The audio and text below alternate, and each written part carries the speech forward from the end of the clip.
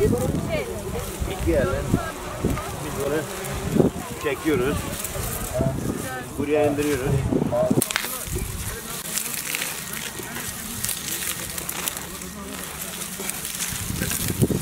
Maalesef. Evet.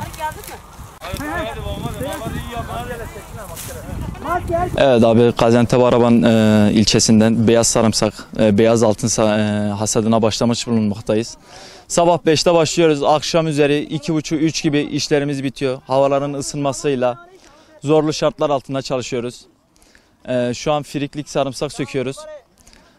15 gün sonra inşallah kuru sarımsak hasadına başlayacağız. Bu 15 gün içerisinde de firiklik sarımsakla söküm aşamasındayız. Zor şartlar altında bu 3-4 gün içerisinde de sıcakların artmasıyla çalışmaya devam ediyoruz. Orucumuzu ihmal etmiyoruz. Sıcağın altında çalışmaya devam yani. Ya illaki zor oluyor yani. Ekmek davası abi. Başka yapacak bir şey yok yani. Tarlada çalışıyoruz. Ramazan ayındayız, sıcaktayız. Saat 5'te geliyoruz. Saat 5'e kadar çalışıyoruz. Ekmeğimizi kazanıyoruz. Çoluk çocuğumuzu alıp tarlaya geliyoruz. Samırsak topluyoruz. Arabandayız. Antep'ten geliyoruz biz.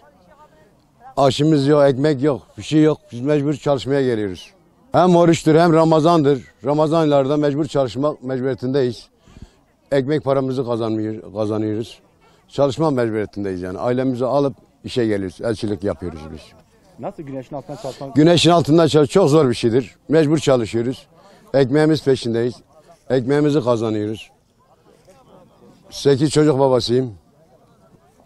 8 çocuk babasıyım.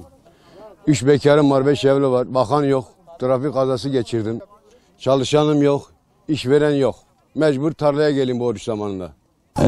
Şimdi bu Ramazan ayında buraya geliyoruz. Bu sıcakta çalışıyoruz. Sıcaklar iyice bastırmaya başladı. Antep'ten geliyoruz. Bu işçiler yani yok parasına çalışıyor. Çok ucuza çalışıyorlar. Ekmek parası için. Ama çok perişan oluyorlar. Yolda gelmek, gitmek, yani ihtiyaçlarını gidermek zor yani. Peki günlük kaç saat çalışıyorsun? Günlük 8 saat çalışıyoruz. Ama 8 saat karşılığı aldığımız ücret çok ucuz. Yani çok düşük bir ücret yani. Ne kadar alıyorsunuz? 60 kağıt bir şey alıyoruz. Zorluk çekiyorlar, çok zorluk çekiyorlar yani. Ramazan'ı da aktatmamaya çalışıyorlar. Oruçlarını tutmaya çalışıyorlar. Ama zor. Yani bu sıcaklarda, bu arabanda çalışmak şu anda çok zor yani. Evet, sezonumuz başladı. Sarımsak sezonu, doğru söylüyorsunuz. Sabah 5'te geliyoruz ama biraz oruç zor gidiyor günlerimiz. Ekmeğimiz peşinde, yapacak bir şey yok. Mecbur çalışmak zorundayız. Sabah erken geliyoruz da 3 gibi, 2 gibi bırakıp gidiyoruz.